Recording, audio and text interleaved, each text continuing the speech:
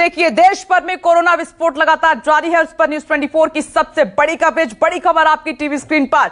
बात कोरोना के कहर की कर रहे हैं। देश में लगातार कोरोना का विस्फोट हो रहा है। पिछले 7 दिन में ऐसा कोई दिन नहीं गया है जिस दिन 1,15,000 से कम केस सामने आए हों। और पिछले 3 दिन की बात करें तो पिछले 3 दिनों से ये लगातार 1.5 लाख के पार नए केस आ रहे हैं। केंद्रीय स्वास्थ्य मंत्रालय की ओर से जारी आंकड़ों के मुताबिक पिछले 24 घंटे में देश में 1,61,736 नए मामले सामने आए हैं, जबकि 879 लोगों की मौत हुई है। यह आंकड़ा हालांकि कल आए मामलों से थोड़ा सा कम जरूर है, लेकिन कोरोना से खतरा टला नहीं है, कम नहीं हुआ है। और कल देश में 1,68,912 मामले सामने आए थे, जबकि 904 लोगों की मौत हुई थी। और आज नए आंकड़ों के साथ ही देश में अब कोरोना के शिकार कुल लोगों की संख्या हो गई है 1,36,89,453 जा पहुंची है, जिसमें से 1,71,058 लोगों की जान भी जा चुकी है। और देश में इस वक्त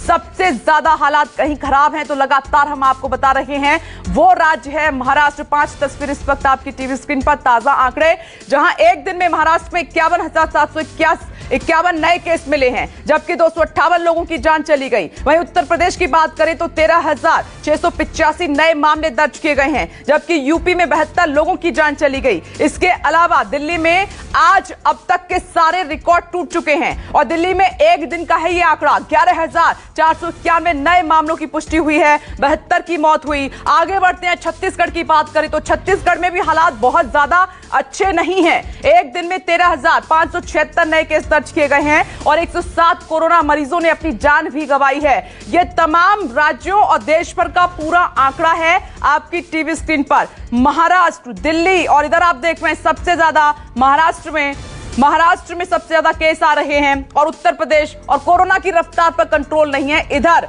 आप देख रहे हैं छत्तीसगढ़ में भी मामला लगातार खराब होते जा रहे हैं।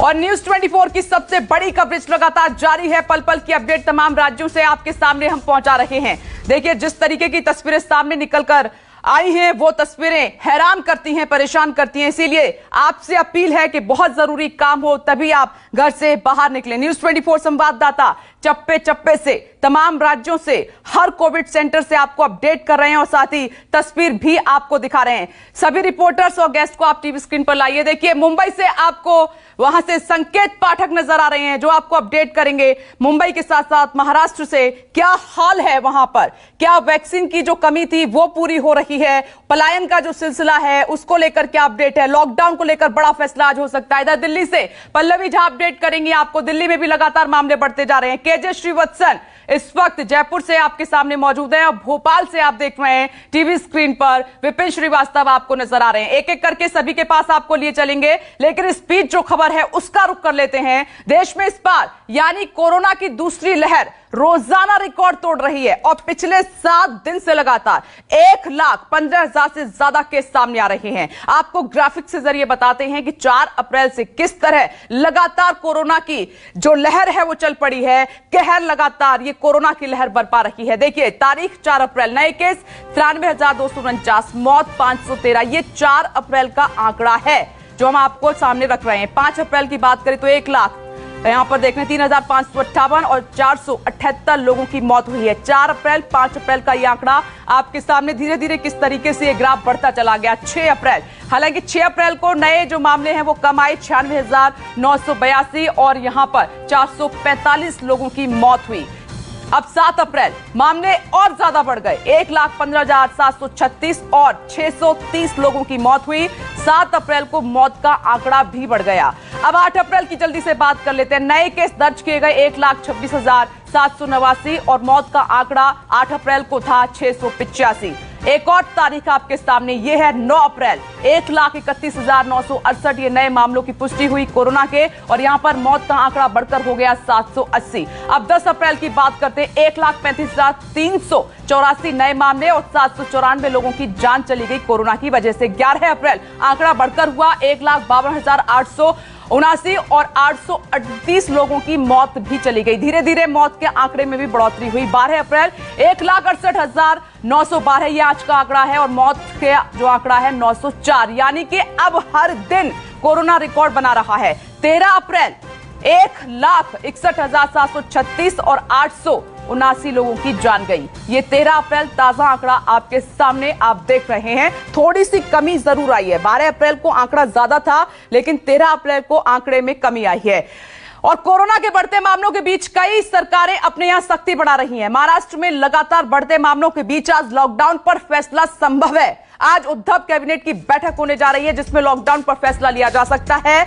लॉकडाउन की स्थिति कोई नहीं चाहता है, लेकिन हालात ऐसे ही बन रहे हैं। वहीं मध्य प्रदेश के भोपाल में कल रात से संपूर्ण लॉकडाउन लगा दिया गया है। ये लॉकडाउन 19 अप्रैल की सुबह 6 बजे तक लागू रहेगा। वहीं पूरे हरियाणा में नाइट कर्फ्यू लगाया गया है।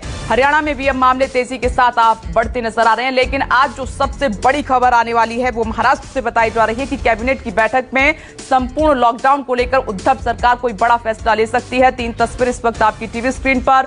लॉकडाउन पर महाराष्ट्र में फैसला संभव है। हालांकि मिनी लॉकडाउन वहां पर चल रहा है, नाइट कर्फ्यू भी चल रहा है, सड़कों पर सन्नाटा पसरा हुआ है, लोगों में भी अब डर जो है घर कर गया है। मध्य प्रदेश में आप देख रहे हैं भोपाल में नाइट कर्फ्यू, संपूर्ण लॉकडाउन भोपाल में, और इधर हरियाणा में नाइट कर्फ्यू। लेकिन सबसे पहले, क्योंकि महाराष्ट्र में हालात सबसे ज्यादा खराब हैं, देश में जितने मामले आ रहे हैं उसका आधा आंकड़ा महाराष्ट्र से आ रहा है, और मुंबई में तस्वीर और ज्यादा खराब है। तो सबसे पहले संकेत पाठक आपके पास आते हुए, देखिए सबसे पहले बात यही है, तमाम लोगों से आपने बात की, विपक्ष भी ये कह रहा था कि लॉकडाउन, संपूर्ण लॉकडाउन नहीं चाहिए, किसी का भी भला नहीं है। लेकिन आज कैबिनेट की बैठक पे लॉकडाउन को लेकर ही बड़ा फैसला हो सकता है। संकेत।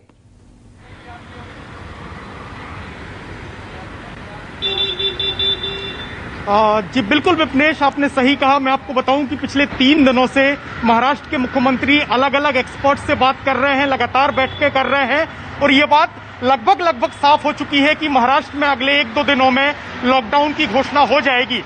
आपको बताऊं कि जो स्वास्थ्य मंत्री हैं राजेश टोपे, उन्होंने भी कल इस बात के संकेत दिए थे कि लॉकडाउन महाराष्ट्र में लगाया जा रहा है। हालांकि अब ये देखने वाली बात होगी कि ये लॉकडाउन 8 दिन का होगा या फिर 2 हफ्ते का।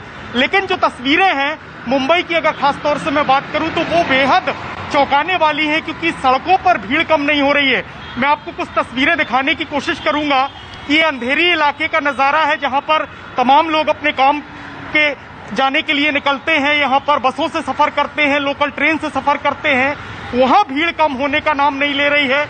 जो तमाम लोग हैं वो अपने काम धंधे के लिए निकलते हैं, लेकिन जो सोशल डिस्टेंसिंग है वो यहाँ पर ना के बराबर होती है। और यही वजह है कि सरकार बेहद चिंतित है और जल्द ही लॉकडाउन की घोषणा कर सकती है।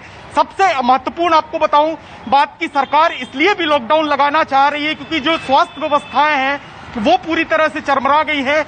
महाराष्ट्र के कई हिस्सों से हम तस्वीरें देख रहे हैं कि शवों को कचरे की गाड़ी में ले जाया जा रहा है, तो कहीं पे एक बेड पर 2-2 मरीजों को लेटाकर इलाज किया जा रहा है। इसके अलावा जो ऑक्सीजन सिलेंडर की कमी महाराष्ट्र में देखी जा रही है, वेंटिलेटर की कमी देखी जा रही है, और यही वजह है कि सरकार चाहती है कि 8 से लेकर 15 दिनों का लॉकडाउन लगाया जाए, ताकि जो स्वास्थ्य व्यवस्थाएं हैं उनको सुचारू रूप से चालू किया जाए और जो व्यवस्थाएं हैं वो की जाए। तो हो सकता है कि महाराष्ट्र सरकार आज कोई बड़ा फैसला ले सकती है और 8 से लेकर 15 दिनों का लॉकडाउन महाराष्ट्र में लग सकता है। जी संकेत, बहुत बड़ी जानकारी आप दे रहे हैं कि महाराष्ट्र में जल्द ही लॉकडाउन को लेकर बड़ा फैसला हो सकता है और ये 15 दिन का लॉकडाउन हो सकता है। जल्दी से दिल्ली का रुख कर लेते हैं। पल्लवी झा वहां से हमारे साथ मौजूद हैं। पल्लवी, महाराष्ट्र से खबर है कि लॉकडाउन पर फैसला लिया जा सकता है किसी भी वक्त, लेकिन दिल्ली में भी हालात बहुत ज्यादा ठीक नहीं है। आंकड़ा 11,000 के पार हो चुका है एक दिन का।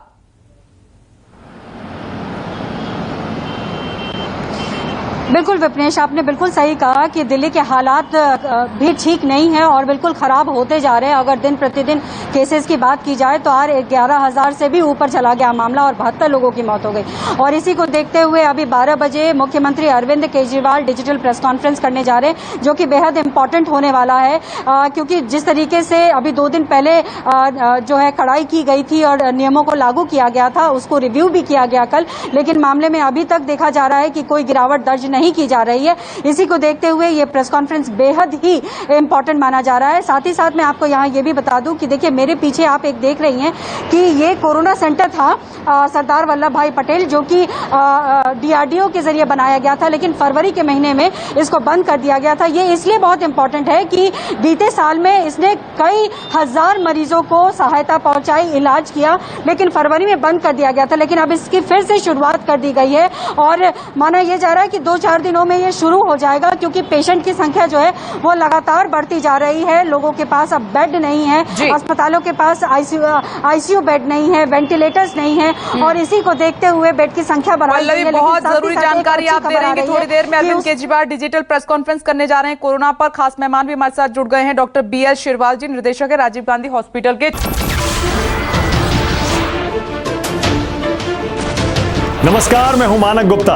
अगर आपको हमारा ये वीडियो पसंद आया हो तो इसे लाइक और शेयर जरूर करें, और हाँ, हमें सब्सक्राइब और फॉलो करना ना भूलें, ताकि आप देश और दुनिया की कोई खबर मिस ना करें।